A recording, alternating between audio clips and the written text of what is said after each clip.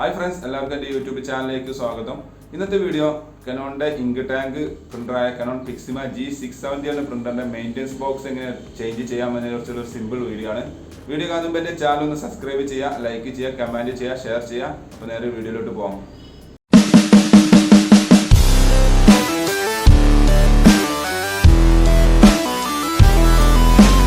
കനോണിൻ്റെ G670 എന്ന printer കുറേ print ചെയ്ത് കഴിഞ്ഞതിന് ശേഷം ഇതേപോലെ ഒരു റെക്കോർഡ് വരുന്നതാണ്.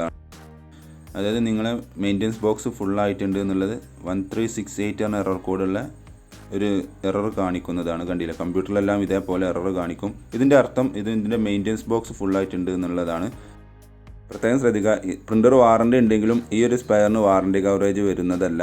അതുകൊണ്ട് തന്നെ നിങ്ങൾക്ക് ഇത് ഫ്രീ ആയിട്ട് നിങ്ങൾക്ക് തന്നെ സ്വയം ഇത് റീപ്ലേസ് ചെയ്യാൻ സാധിക്കുന്നതാണ്. വളരെ സിമ്പിൾ മെത്തേഡാണ്. പ്രിൻ്ററിൻ്റെ പിറകു വശത്ത് കാണുന്ന ഈ വലിയ സ്ക്രൂ കണ്ടില്ലേ, അതൊരു ചെറിയ മൈനസ് സ്റ്റാറോ സ്ക്രൂ ഡ്രൈവർ ഉപയോഗിച്ചിട്ട് നമുക്ക് സ്ക്രൂ റിമൂവ് ചെയ്യാൻ സാധിക്കും. അതല്ല, ഞാൻ ചെറിയൊരു മൈനസ് സ്ക്രൂ ഉപയോഗിച്ചിട്ടാണ് ചെയ്യുന്നത്. ഇനി നിങ്ങൾക്ക് സ്ക്രൂ ഒന്നും ഇല്ലയെന്നുണ്ടെങ്കിലും ചെറിയ വീട്ടിൽ ഉപയോഗിക്കുന്ന ചെറിയ കത്തി അങ്ങനത്തതൊക്കെ ഉപയോഗിച്ച് നിങ്ങൾക്ക് ഇതുവരെ റിമൂവ് ചെയ്യാവുന്നതാണ്. കുറച്ച് സൂക്ഷിക്കണമെന്ന് മാത്രം. ഞാൻ ആ സ്ക്രൂ അഴിക്കുകയാണ്.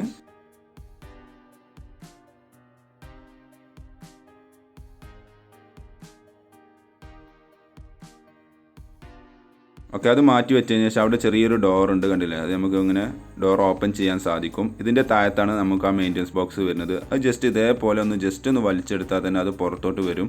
പുറത്തോട്ട് വരുന്ന കാര്യം ശ്രദ്ധിക്കുക, ചെരിയാനൊന്നും പാടില്ല. അങ്ങനെ ആയി കഴിഞ്ഞാൽ നിങ്ങളെ ആ വേസ്റ്റ് ബോക്സിലുള്ള ഇങ്ക് നിങ്ങളെ പ്രിൻ്ററിൻ്റെ അകത്തേക്കൊക്കെ ആവും, ഡാമേജ് വരാൻ സാധ്യതയുണ്ട്. അപ്പോൾ ആ കാര്യം ശ്രദ്ധിക്കുക. അപ്പോൾ അത് റിമൂവ് ചെയ്ത് വെച്ച്, ഇതാണ് പുതിയ മെയിൻ്റെനൻസ് ബോക്സുള്ള ബോക്സ്.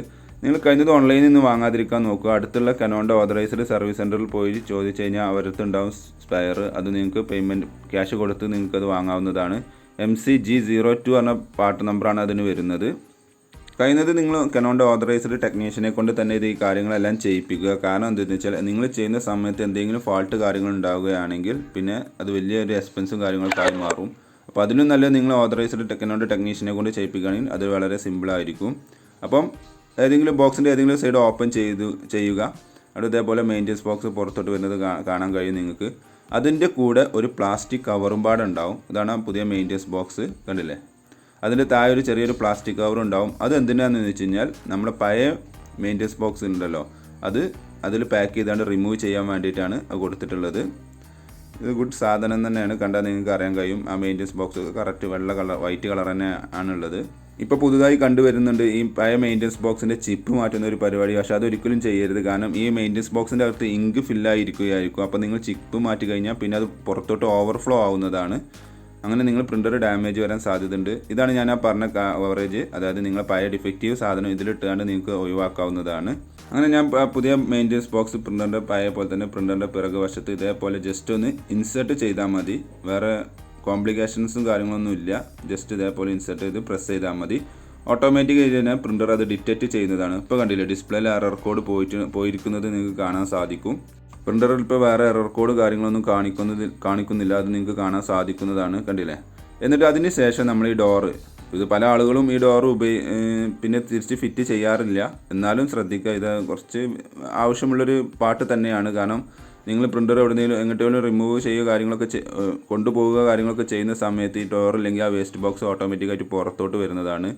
എന്നിട്ട് ആ സ്ക്രൂ നമ്മൾ തിരിച്ച് ഇൻസേർട്ട് ചെയ്തു അത് ജസ്റ്റ് ഒന്ന് സ്ക്രൂ ഡ്രൈവർ ഉപയോഗിച്ചാണ്ട് ടൈറ്റ് ആക്കുക. അങ്ങനെ ഞാനത് ടൈറ്റ് ആക്കി. ഇനി നമുക്ക് ആ കവർ കണ്ടില്ലേ, ഇതിൻ്റെ ഉപയോഗം ഞാൻ കാണിച്ചു തരാം. ജസ്റ്റ് ആ കവർ ഓപ്പൺ ചെയ്യുക. കുഴപ്പമില്ലാത്ത നല്ല ക്വാളിറ്റി കവറാണ് വരുന്നത്. ഒരു സൈഡ് ഓപ്പൺ ആയിരിക്കും, മറു സൈഡ് ക്ലോസ് ആയിരിക്കും ഈ കവറിന്. അതിലേക്ക് നമ്മുടെ പഴയ മെയിൻ്റെനൻസ് ബോക്സ്, ഇങ്ക് ഫില്ലായിരിക്കുന്ന മെയിൻ്റെനൻസ് ബോക്സ് പഴയത് ഇതിലേക്ക് ഇൻസേർട്ട് ചെയ്യുക. പ്രത്യേകം ശ്രദ്ധിക്കുക, കവറിലേക്ക് വെക്കുന്ന സമയത്ത് മെയിൻ്റെനൻസ് ബോക്സ് ചെരിയരുത്. ഓക്കെ, ഇതേപോലെ സിമ്പിളായിട്ട് വെക്കുക, കണ്ടില്ലേ. എന്നിട്ട് അത് പാക്ക് ചെയ്താണ് നമുക്ക് റീസൈക്കിൾ ചെയ്യാവുന്നതാണ്. അപ്പോൾ അതുകൊണ്ടുള്ള ഗുണം എന്താണെന്ന് വെച്ചാൽ ഇതിൻ്റെ അകത്തുള്ള ഇങ്ക് ഒരിക്കലും പുറത്തോട്ട് ലീക്ക് ആവില്ല. അങ്ങനെ ഒരു ഗുണം അതിന് വേണ്ടിയിട്ടാണ് കമ്പനി ഈ കവർ കൊടുത്തിട്ടുള്ളത്. വേണമെങ്കിൽ നിങ്ങൾക്ക് ആ ബോക്സിനകത്ത് തന്നെ അത് ഇൻസേർട്ട് ചെയ്താണ്ട് പാക്ക് ചെയ്ത് വെക്കുകയും ചെയ്യാം. എന്നിട്ട് അത് ബോക്സ് അടക്കം ഒന്നായിട്ട് നിങ്ങൾക്ക് ഒഴിവാക്കാവുന്നതാണ്.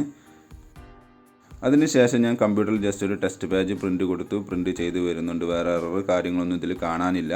അപ്പോൾ നമ്മൾ ചെയ്ത പ്രോസസ്സ് എല്ലാം കംപ്ലീറ്റഡ് ആണ് എന്നുള്ളതാണ് അർത്ഥം. അപ്പോൾ ഇതേപോലെ നിങ്ങളും ട്രൈ ചെയ്യുക. കഴിയുമെങ്കിൽ നിങ്ങൾ ഓതറൈസ്ഡ് കനോണിൻ്റെ ടെക്നീഷ്യനെ കൊണ്ട് തന്നെ ഇത് ചെയ്യിപ്പിക്കുക, ഈ പ്രോസസ്സ് ചെയ്യിപ്പിക്കുക. അതേപോലെ ഒറിജിനൽ സ്പെയർ തന്നെ ഉപയോഗിക്കുക.